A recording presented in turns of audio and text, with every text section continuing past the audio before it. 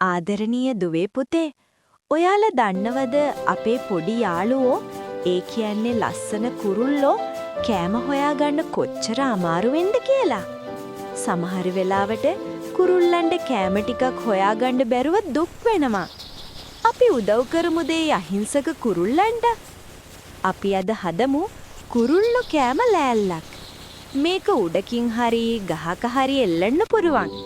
එතකොට පුසොයි බල්ලොයි ආවත් අපේ කුරුල්ලෝ යාළුවන්ට බය වෙන්න ඕනේ නැහැ. එයාලට ආරක්ෂිතව කෑම කන්න පුළුවන්. මේ ලෑල්ලට හාල්, පොඩි ඇට වර්ග, බඩඉරිඟු, එක එක පළතුරු වර්ග වගේ කෑම ටිකක් දාමු. අම්මලා තාත්තලාගෙන් අහලා දාන්න පුළුවන් කෑම වර්ග මොනවද කියලා දැනගෙන දාන්න. ඊට පස්සේ මොකද වෙන්නේ කියලා බලන්න. ලස්සන කුරුල්ලෝ ඇවිත් ඒව කනවා.